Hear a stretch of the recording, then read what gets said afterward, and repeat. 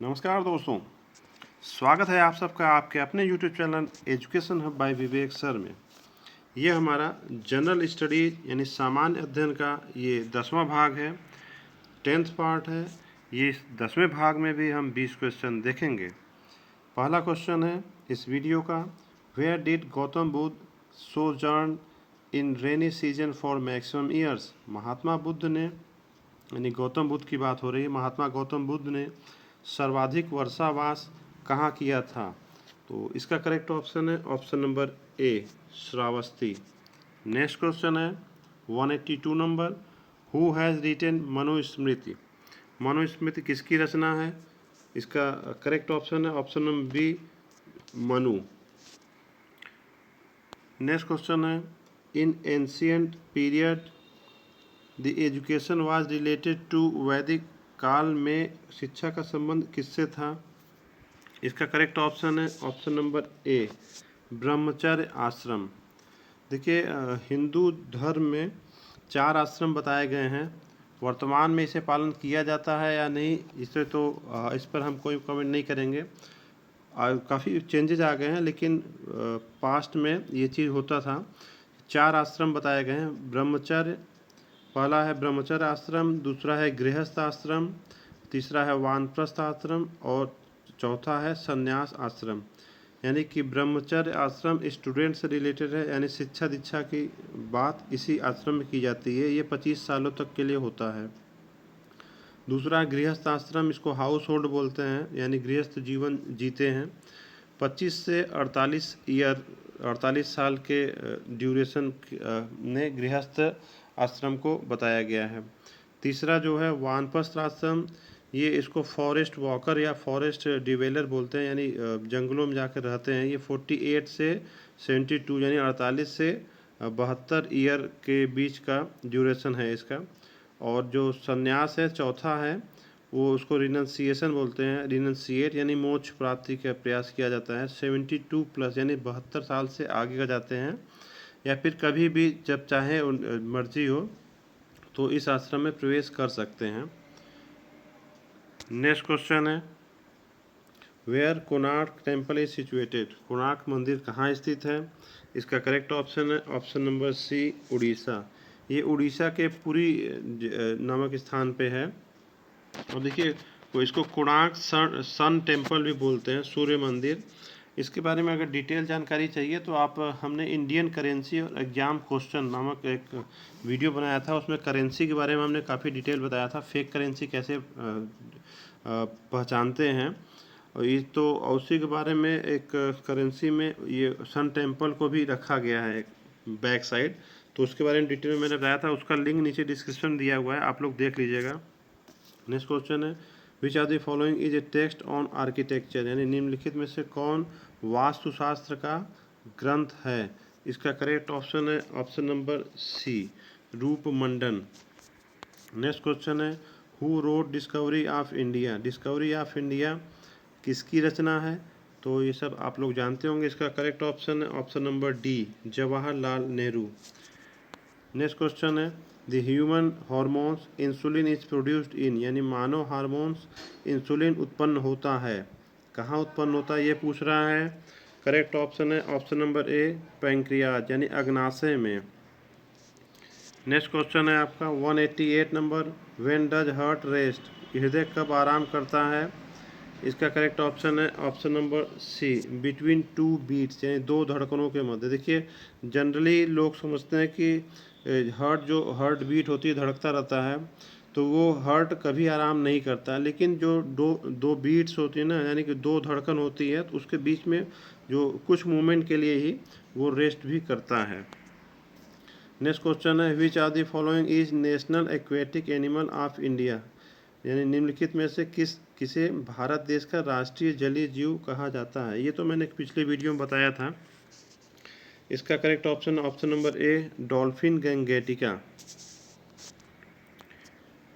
देखिए, और भी करेक्ट ऑप्शन इसमें ऑप्शन है, एक घड़ियाल है, एक एग्रीगेटर है, यानी कि मगर और घड़ियाल, इन दोनों में क्या डिफरेंस होता है, इसके लिए मैंने ये पिक लगा रखी है। देखिए, क्रोकोडाइल यानी ये घड़ियाल, देखिए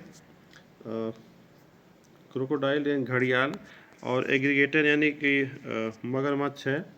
तो ये थोड़ा सा डिफरेंस होता है इन दोनों में बनावट में। आप देख सकते हैं इनका मुंह थोड़ा सा पतला होता है और इसका नॉर्मल चौड़े में होता है एग्रीगेटर का,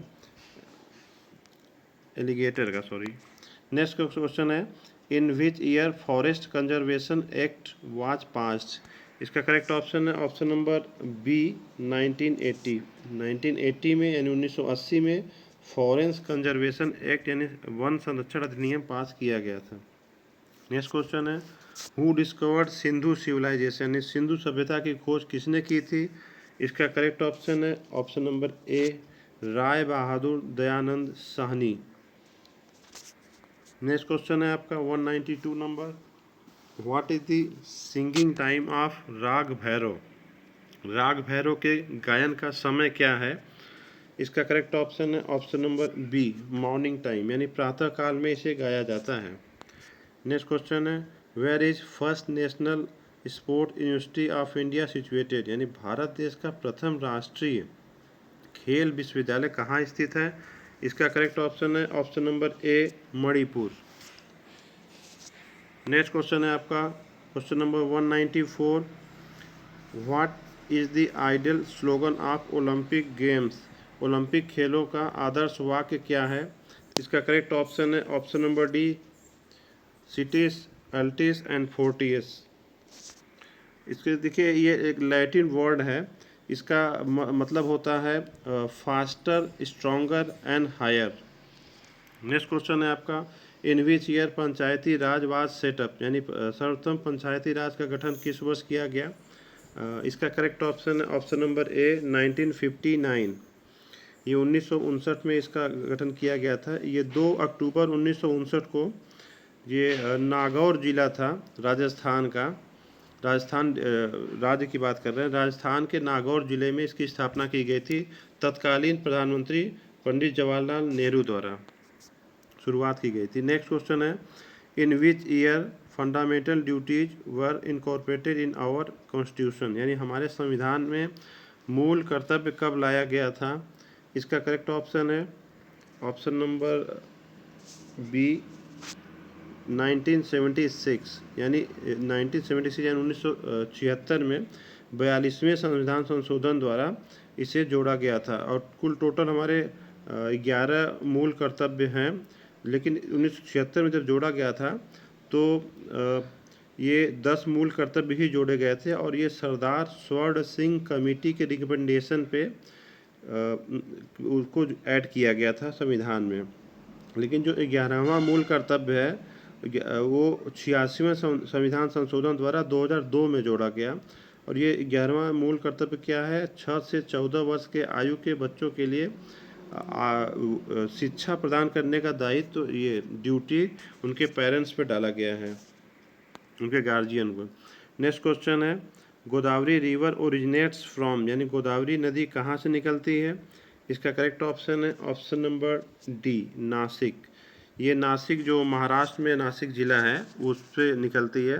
और त्र्यंबकेश्वर ये नामक जगह है वो वहाँ से इसका ओरिजिन है। नेक्स्ट क्वेश्चन है आपका 198 number, outer layer of the earth is called, यानी पृथ्वी की बाह्य परत को कहते हैं। तो इसका करेक्ट ऑप्शन है ऑप्शन नंबर डी क्रस्ट, यानी पपड़ी। अब देखिए पृथ्वी की बाह्य परत को ये वायुमंडल नहीं पूछ रहा है। पृथ्वी जैसे ये पृथ्वी गोल होती है इस तरह से, तो इसका जो बाहरी परत होता है इसकी बात कर रहा है यहाँ पे, इसलिए करेक्ट ऑप्शन है डी क्रस्ट। नेक्स्ट क्वेश्चन है आपका सॉरी ये एक पेज ब्लैंक था। नेक्स्ट क्वेश्चन है कि which of the following is the best आसन फॉर नी स्ट्रेंथ, यानी निम्नलिखित में से कौन सा आसन घुटनों की शक्ति के लिए अच्छा होता है। तो इसका करेक्ट ऑप्शन है option number B Vajrasana. Vajrasana से घुटनों को आराम मिलता है, उनके लिए शक्ति प्रदान होती है। नेक्स्ट क्वेश्चन है लास्ट क्वेश्चन है, which are the following state is called as soybean state, निम्नलिखित में से किस राज्य को सोयाबीन राज्य कहा जाता है। तो इसका correct option option number D Madhya Pradesh. और ये भी मैं बता दूं, ये ओवरऑल इंडिया जो सोयाबीन प्रोडक्शन होता है उसका नियर अबाउट 45% प्रोडक्शन इस मध्य प्रदेश में ही होता है। थैंक यू ऑल लास्ट तक वीडियो देखने के लिए।